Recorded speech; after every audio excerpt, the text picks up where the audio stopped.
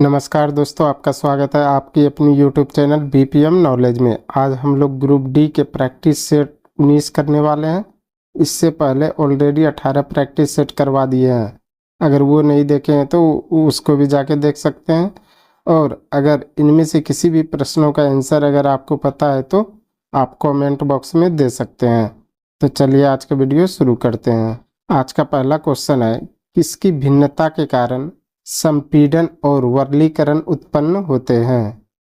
किसकी भिन्नता के कारण संपीड़न और वर्गीकरण उत्पन्न होते हैं? तो ये होते हैं हवा के दबाव के कारण। इसका राइट आंसर ऑप्शन ए हो जाएगा।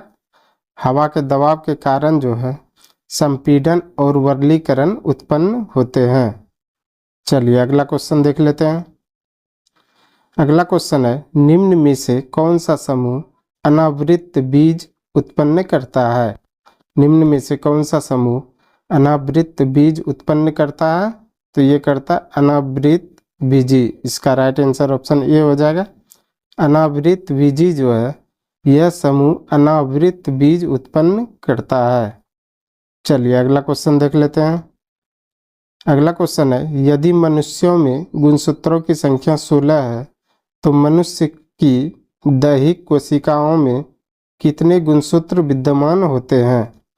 यदि मनुष्यों में गुणसूत्रों की संख्या 16 है तो मनुष्य की दैहिक कोशिकाओं में कितने गुणसूत्र विद्यमान है? तो यह है 46। इसका राइट आंसर ऑप्शन ए हो जाएगा।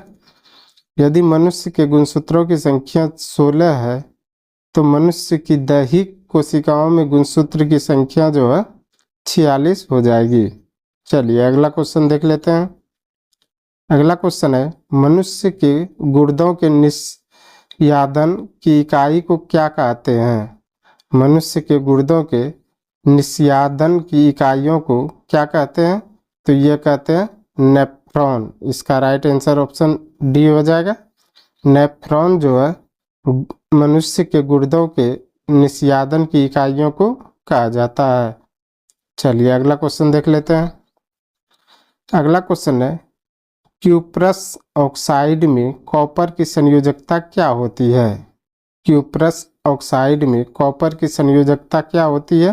तो ये होती है 1। इसका राइट आंसर ऑप्शन बी हो जाएगा।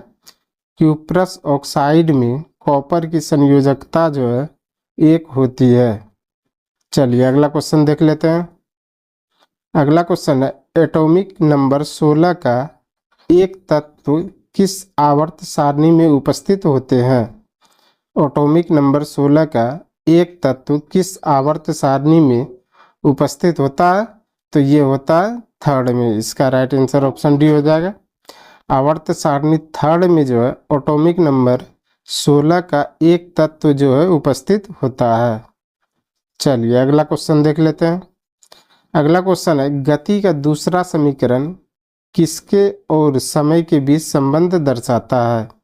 गति का दूसरा समीकरण किसके और समय के बीच संबंध दर्शाता है?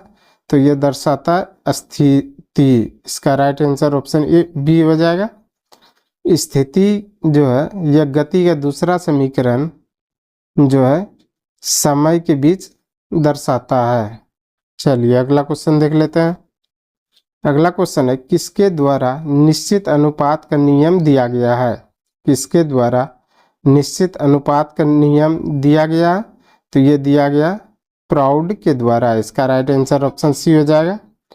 प्राउस्ट के द्वारा जो है यह निश्चित अनुपात का नियम दिया गया है।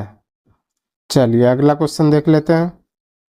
अगला क्वेश्चन है, किसमें सबसे अधिक इलेक्ट्रॉन बंधुता है। किसमें सबसे अधिक इलेक्ट्रॉन बंधुता है? तो यह Cl। इसका राइट आंसर ऑप्शन डी हो जाएगा। यानी Cl क्लोरीन में जो है यह सबसे अधिक इलेक्ट्रॉन बंधुता होता है। तो इसको याद रखिएगा। चलिए अगला क्वेश्चन देख लेते हैं। अगला क्वेश्चन है, किसमें कार्बोनिल ग्रुप नहीं होता है। किसमें कार्बोनिल ग्रुप नहीं होता है? तो ये एथेनॉल में। इसका राइट आंसर ऑप्शन सी हो जाएगा। एथेनॉल में जो है कार्बोनिल ग्रुप नहीं होता है। चलिए अगला क्वेश्चन देख लेते हैं। अगला क्वेश्चन है, किसमें उत्परिवर्तन यानी म्यूटेशन अनुवांशिक नहीं होता है। किसमें उत्परिवर्तन यानी कि म्यूटेशन जो है अनुवांशिक नहीं होता है, तो ये दैहिक में। इसका राइट आंसर ऑप्शन ए हो जाएगा। दैहिक में जो है उत्परिवर्तन म्यूटेशन अनुवांशिक नहीं होता है। चलिए अगला क्वेश्चन देख लेते हैं। अगला क्वेश्चन है, एक मिश्रण नीले लिटमस को लाल में बदल देता है, उसका पीएच कितना होने की संभावना है। एक मिश्रण नीले लिटमस को लाल में बदल देता है, उसका पीएच कितना होने की संभावना है, तो यह 6। इसका राइट आंसर ऑप्शन बी हो जाएगा। एक मिश्रण जो है नीले लिटमस को लाल में बदल देता है, उसका पीएच जो है 6 होने की संभावना है। चलिए अगला क्वेश्चन देख लेते हैं। अगला क्वेश्चन है, कौन सा अर्धचालक सेमीकंडक्टर है। कौन सा अर्धचालक सेमीकंडक्टर है, तो यह जर्मेनियम। इसका राइट आंसर ऑप्शन डी हो जाएगा। जर्मेनियम जो है यह अर्धचालक सेमीकंडक्टर है। चलिए अगला क्वेश्चन देख लेते हैं। अगला क्वेश्चन है, कौन सी अभिक्रिया तब होती है जब सोडियम सल्फेट बेरियम क्लोराइड के साथ अभिक्रिया करता है। कौन सी अभिक्रिया तब होती है जब सोडियम सल्फेट बेरियम क्लोराइड के साथ अभिक्रिया करता है, तो ये करता है दोहरा विस्थापन। इसका राइट आंसर ऑप्शन सी हो जाएगा। दोहरा विस्थापन जो है तब होता है जब सोडियम सल्फेट बेरियम क्लोराइड के साथ अभिक्रिया करती है। चलिए अगला क्वेश्चन देख लेते हैं। अगला क्वेश्चन है, फिटकरी किसका एक उदाहरण है। फिटकरी किसका एक उदाहरण है, तो यह द्विक लवण का है। इसका राइट आंसर ऑप्शन डी हो जाएगा। द्विक लवण का जो है यह फिटकरी एक उदाहरण है। चलिए अगला क्वेश्चन देख लेते हैं। अगला क्वेश्चन है, कोशिका विभाजन में कौन वृद्धि करता है। कोशिका विभाजन में कौन वृद्धि करता है, तो ये करता है साइटोकाइनिन। इसका राइट आंसर ऑप्शन सी हो जाएगा। साइटोकाइनिन जो है यह कोशिका विभाजन में वृद्धि करता है।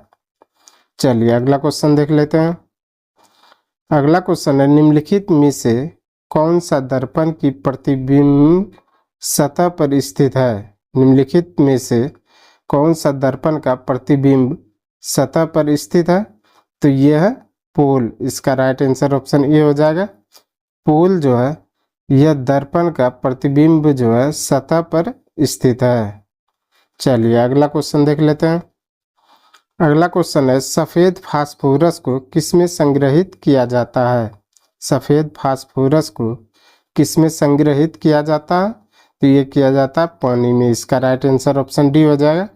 सफ़ेद फास्फोरस को जो है पानी में संग्रहित किया जाता है। चलिए अगला क्वेश्चन देख लेते हैं। अगला क्वेश्चन है, आधुनिक आवर्त सारणी में आवर्त किसमें लेंथोनोइड और एक्टोनोइड होते हैं। आधुनिक आवर्त सारणी में आवर्त किसमें लेंथोनोइड और एक्टोनोइड होते हैं, तो ये होते हैं 6 और 7 में। इसका राइट आंसर ऑप्शन सी हो जाएगा। 6 और 7 में जो है आधुनिक आवर्त सारणी में लेंथोनोइड और एक्टोनोइड होते हैं। चलिए अगला क्वेश्चन देख लेते हैं। अगला क्वेश्चन है, कौन सा एक क्षार धातु है। कौन सा एक क्षार धातु है, तो यह है सोडियम। इसका राइट आंसर ऑप्शन ए हो जाएगा। सोडियम जो है यह एक क्षार धातु है। चलिए अगला क्वेश्चन देख लेते हैं। अगला क्वेश्चन है, निम्नलिखित में से कौन सा प्रभाव विद्युत धारा द्वारा उत्पन्न नहीं होता है। निम्नलिखित में से कौन सा प्रभाव विद्युत धारा द्वारा उत्पन्न नहीं होता है, तो ये संकुचन प्रभाव। इसका राइट आंसर ऑप्शन सी हो जाएगा। संकुचन प्रभाव जो है यह विद्युत धारा द्वारा उत्पन्न नहीं होता है। चलिए अगला क्वेश्चन देख लेते हैं। अगला क्वेश्चन है, किसमें कोशिकाओं को ढीला पैक किया जाता है ताकि वह अंतःक्रियात्मक रिक्त स्थान मिल सके। किसमें कोशिकाओं को ढीला पैक किया जाता है ताकि वह अंतःक्रियात्मक रिक्त स्थान मिल सके, तो ये मृदु तक को, इसका राइट आंसर ऑप्शन डी हो जाएगा। मृदु तक को जो है ढीला पैक किया जाता है ताकि वह अंतःक्रियात्मक रिक्त स्थान मिल सके। चलिए अगला क्वेश्चन देख लेते हैं। अगला क्वेश्चन है, तत्व में दो कक्ष होते हैं जो पूर्ण रूप से किससे भरे होते हैं? तत्व में दो कक्ष होते हैं जो पूर्ण रूप से किससे भरे होते हैं? तो ये भरे होते हैं नियॉन से। इसका राइट आंसर ऑप्शन डी हो जाएगा। नियॉन से जो है, नियॉन से दो कक्ष होते हैं ताकि यह जो है पूर्ण रूप से भरे होते हैं। चलिए अगला क्वेश्चन देख लेते हैं। अगला क्वेश्चन है, नलिकाएं जिसमें जल संवहन की महत्वपूर्ण कोशिका कौन सी है? नलिकाएं यानी जिससे जल संवहन की महत्वपूर्ण कोशिका कौन सी है? तो ये है आवृत्त बीजी। इसका राइट आंसर ऑप्शन सी हो जाएगा। आवृत्त बीजी जो है यह नलिकाएं जिसमें जल संवहन की महत्वपूर्ण कोशिका होती है। चलिए अगला क्वेश्चन देख लेते हैं। आज का अंतिम क्वेश्चन है, किस धातु का उपयोग इलेक्ट्रिक बल्ब के फिलामेंट बनाने के लिए किया जाता है? किस धातु का उपयोग इलेक्ट्रिक बल्ब के फिलामेंट बनाने के लिए किया जाता है? तो ये किया जाता है टंगस्टन का। इसका राइट आंसर ऑप्शन सी हो जाएगा। टंगस्टन धातु का उपयोग जो है इलेक्ट्रिक बल्ब के फिलामेंट बनाने के लिए किया जाता है। आज के लिए बस इतना ही। हमें उम्मीद है कि ये वीडियो आपको पसंद आया होगा। अगर पसंद आया तो प्लीज़ लाइक, कमेंट, शेयर और चैनल को सब्सक्राइब जरूर करें। धन्यवाद।